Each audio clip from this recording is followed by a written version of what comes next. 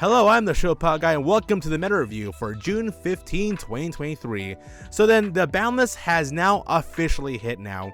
We are looking at these decks here, and these decks reflect upon the newest ban list. People are saying that Kashtira isn't going to be good, that Super Heavy Samurai isn't going to be good, that Despia isn't going to be good. We have three first place deck profiles coming in from the Layton WCQ Regional, the Louisville WCQ Regional, and the Philadelphia WCQ Regional. These three decks here of Vanquish Souls, Kashtira, and Despia ended up all winning first place in these respective tournaments. And so we're thinking here, like, how did Kashtira end up being so good despite, the limits of a Rise Hard? You can't zone lock anymore. How is that going? And for Despia, it was joked and memed upon that this deck has been like the fifth best deck or the fourth best deck in the entire format. And then with losing Expulsion, it was like, yeah, the deck will continue being like a third or fourth best deck in the format. There's a very high possibility that Despia might be the best deck in this format. And then we got Vanquish Souls, which was hinted at by the OCG and by a lot of people speculating that it could be the best deck. So right now it is very difficult to really gauge or to understand what really is the best deck when we have three decks out there right now that are trying to make a stand for themselves as being the best deck.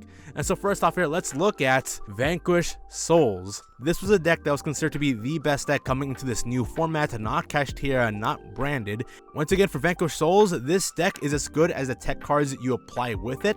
Because this deck is so flexible at what it can do, it can pretty much adjust itself to almost any format in any tournaments, which is one of the best parts about this deck here. So first up, we got here 3 copies of Vanquish Soul Raisin, 3 copies of Vanquish Soul Dr. Madlove, 3 copies of Vanquish Soul Heavy Borger, 1 copy of Vanquish Soul Pantera, 1 copy of Vanquish Soul Caesar Velius, and then we go to the tech cards, which really is what makes this deck really strong, really viable.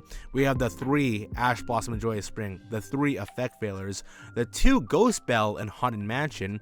Among the deck profiles that came in from these 3 respective tournaments in the WCK Regionals, Ghost Bell was one that was being speculated for being strong because there's expectations of like Call by the Grave being played in a lot of people's main decks. A card that's really being teched in and out of like both the side deck and in the main deck as of late. So people are still experimenting with how strong Ghost Bell is, but what makes Ghost Bell good in this deck and why Vanquish Souls can make use of all these tech cards is because of the attributes of Fire, Light, and also Earth. It loves using the Earth attributes, and if you're not using Ghost Bell, you are using the Kumungus Kaiju. And then we have Therian King Regulus. We also have 1 Dino Wrestler Pankatops, Earth type. Once again, if it's not for the Ghost Bell and the Pank, you'll be getting the Earth Kaiju. We have 2 copies of Corcoran. Has been seen a lot of play in the side deck, but for here, man, it is okay. This deck can win out in the grind game, and once again, having these going second cards in Vanquish Souls is not a problem for you if you are going first, because you can search out pretty much all your Vanquish Souls monsters at an ease. And also you can just show the like the going second card, and it can provide some level of card advantage for you. So you're not really negging it by having these going second cards if you're going first. Though we have 2 copies of Kashtira Fenrir, which is used to go get into the Rise Hearts. There's this theory going on that people are going to use the one like a Rise Heart as sort of an engine piece now. We have the triple Pot of Prosperity, the 3 copies of Staker Soul, 1 copy of Vanquish Soul Continue, 1 copy of Vanquish Soul Dust Devil, 1 Reinforcement of the Army, 3 copies of Book of Moon, and 3 copies of Triple Tactics Talents. People are putting Triple Tactics Talent at 3 in a lot of their main decks here, and we get it because right now the current format right now is being pushed towards less kaijus, less blood cards like Lightning Storm and Dark Lord and more and Forbidden Droplet, and more emphasis in hand traps. So Triple Tactics Talent is really good here. Note though, no infinite permanence. Even Infinite Permanence is a lot better than Effect Failure because Effect Failure is a light monster. It goes well with Vanquish Souls. And then we go to the extra deck here. We got the card that pretty much makes this entire deck work, and that's 3 copies of Rock of the Vanquisher. We got 1 copy of Nightmare Phoenix, 1 copy of Nightmare Cerberus, 2 copies of Divine Arsenal Double Azus Sky Thunder. And if you look at this extra deck here, it's a lot of Xyz monsters you can use. So we have here 1 copy of Gigantic Champion Sargus, 1 copy of Evil Storm Exoton Knight, 1 copy of Springhead's Merrymaker, which is used to go and create the Sargus. We then have 1 copy of Tornado Dragon, 1 copy of number 11 Big Eye, 1 copy of Kashtira Arise Heart, 1 copy of Bazguska, which will then be used to go into the Divine Arsenal Zeus, and then 1 copy of Baron de Fleur. You have so many hand traps here that happen to be you know, tuners they can then later use to go make into Barone. So I get that there. So in all honesty, there is a very low likelihood that you are going to make someone like Big Eye. There's a low likelihood that you're going to go into your Nightmare Cerberus. There's a low likelihood you're going to ever use 2 Divine Arsenal AA uses. So those are the targets you will be using for your 3 Pot of Prosperities. Vanquish Souls, it's very flexible, and I do believe this deck can beat any other deck out there. It all really just depends on what the player is using in terms of tech options. Once again, not everyone is using triple effect failure. People are using triple Ghost Ogre. Not everyone is using Ghost Spell Haunted Mansion instead of using for the Humongous. And you know what?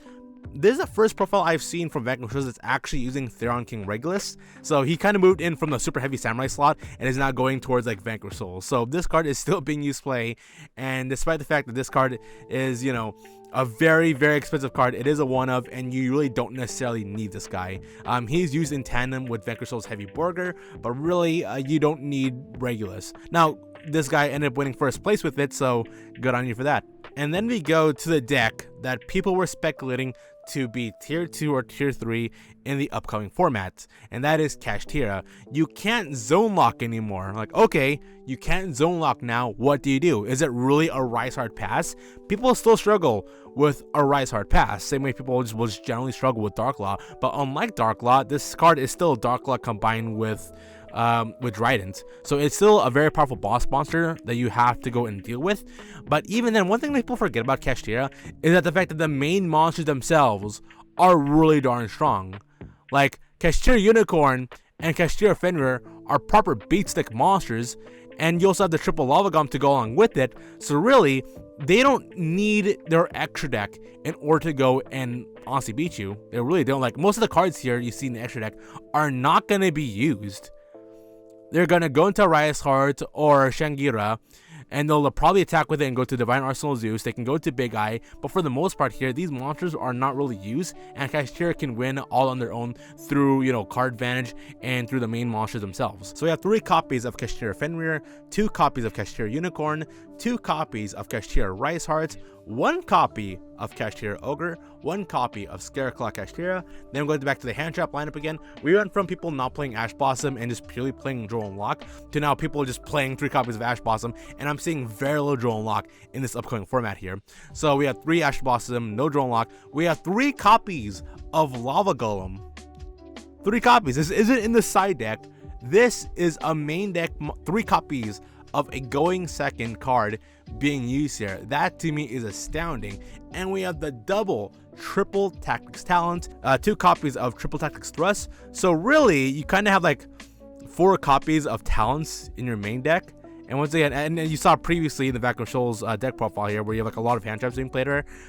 We got the talents here to go and get more card advantage or trip a card from your opponent's hand. So really darn good. We got 3 copies of Pot of Prosperity. Kashtira really don't necessarily need their whole extra deck lineup in order to go win. We got 1 copy of Terraforming, which will then be used to go into the Pressure Planet Race Loft, which has 3 copies of that. 3 copies of Kashtira Theosis, 3 copies of Kashtira Birth, 2 copies of Triple Tactics Thrust, and 3 copies of Book of Moon for the spell lineup. We have 1 copy of Kashtira Big Bang, 1 copy of Kashtira Preparations, and 3 copies of Infinite Permanence. Triple Infinite Permanence is a really good idea considering the fact that people are running Triple Tactics talent around, so the Infinite Permanence can be used to go and bypass the talent's use. And then we go to the extra deck here. We have the 1 Kashtira Rise hard carrying this entire deck. We have 2 copies of Kashtira Shangira, 2 copies of Divine Arsenal AA Zeus Sky Thunder, 2 copies of number 11 Big Eye, 1 copy of Dark Arm the Dragon of Annihilation, 1 copy of Mecha Fan Beast Jago Sack, 1 copy of Donner Dagger for Hire, 1 copy of Uncheck Goliath, 1 copy of Psyframe Lord Omega, and also 1 copy of Burn the Floor. Don't forget we have tuners in this deck here that you can go into. It's very unlikely you're going to go into them, but if you do, good for you. We have 1 copy of Fossil Warrior Skull Knights and 1 copy of Fossil Machine Skull Wagon Kashtira, showing yet again that despite the fact it got hit on the ban list and the zone locking is gone and you semi-limited Unicorn, you only limited 1 Kashtira Rise Heart, it is still a very darn strong powerful deck. And let's look at the side deck. We have 3 copies of Dimension Shifter, and although it's not played in the side deck here, Di-Fi, Fisher, and Macrocosmos are unlimited at 3. So that's just a thing that you need to keep your eye out on. Now, are any of you sick and tired of Activate Branded Fusion, Activate Ash Blossom Cry? Well, guess what? It's still going on. Let's go. Branded Despia, the deck that never dies. Yowzas, wowzas. Okay, then. So we have 1 copy of the Bastille Lubellion, 2 copies of Aluber, the Jester of Despia, 3 copies of Fallen of Albaz, and the card that really makes this deck truly work and makes it be as strong as it is despite all this time. Blazing Artesia, the Virtuous. It has a quick effect, monster effect, that is able to go and you fusion summon your way into a branded monster. You can fuse into a branded monster, so while Expulsion is gone, you have a monster that allows you to do this still. You also have 1 copy of Guiding Quim, the Virtuous, another monster that allows Branded Despia to still continue to be as strong as it is. We have 1 copy of Springen's Kit. Surprised you're using Kit here. A lot of people did not like Kit in its initial, like, when it first got released, but people are now using it now instead of the triple Luber Jester of Despia. We have 1 copy of Ad Liptum of Despia, 2 copies of Albion the Shadow Dragon. We went from 1 copy now to 2. We got 1 copy of Despian Strategy, 1 copy of Tribal Gamer Courier, 2 copies of Edgem Chain, which is then used along with 2 copies of Fight for Patchwork, 1 Polymerization, 3 copies of, alright, let's go everybody, Branded Fusion. This card, you will never not see it. Masterduels, you will see it. In your locals, you will see it. In your regionals and YCSs, you will see Branded Fusion. And if you somehow are able to stop the Branded Fusion, they also have 3 copies of Branded Opening, 2 copies of Branded in Red, 1 Branded Loss, so you cannot stop that fusion from happening. We have 1 Call by the Grid because this deck really hates hand traps, 1 copy of Gold Sarcophagus, 3 copies of Fusion Deployment, 1 Heartbeat Sphereduster, 1 copy of Branded Retribution, and 3 copies of Early Match. Let's point this out here. This is a first place deck profile in a regional, and look at how many going second cards it has. Alright, this deck does not have any hand traps, which is kind of a smart thing when you think about it, in the sense that you saw in the past 2 deck profiles here where people are maining 3 copies of Triple Tactics, people are maining a Triple Tactics Thrust.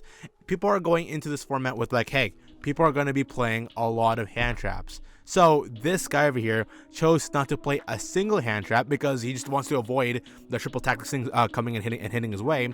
So he avoids the hand traps. He's just gonna let his opponent do all his play, and he's just gonna go and break your board just traditionally, with the exception of Evenly Match. So Evenly Match can win a game on its own. Now the likelihood of drawing Evenly Match every game, very, very low. Very low. If you're planning to win 10 games in a row or 12 games in a row, it's very unlikely going to see Evenly Match in about like half your games, to be perfectly honest with you. Yeah, I'm pretty darn surprised that Branded Despia made it as far as it did in this tournament here. Can't blame the guy. Person won first place, so who am I to judge him? But then again, like, this is a deck profile that I think to a lot of people would look at and be like, really? This deck ended up winning? Branded Fusion. People hate this card, people hate seeing it, but it's still a darn good OP card. Then we go to the extra deck here. We got 2 copies of everyone's favorite Mirror Jade, the Ice Blade Dragon, 2 copies of Albion the Brand Dragon, 2 copies of Lobelion the Searing Dragon, 1 copy of Albion the Sandfire Dragon, 2 copies of Grangrenol the Dust Dragon, 1 copy of Rumbrum the Striking Dragon, 1 copy of Sprint the Iron Dash Dragon, 1 copy of Garden Chimera, 1 copy of Predator Dragon Spellia, 1 copy of Despian Quartis, and 1 copy of Despian Lulu Walluth. That's a hard thing to say. We are still brand new into this format here. People are skeptical when it comes to Kashtira, skeptical when it comes to Branded, but you know what? These profiles did really well for themselves. They won first place in the respective tournaments, and you gotta respect that. And that does it for the June 15th edition of the Meta Review. And so until next time, I'll see you at next week's Meta Review.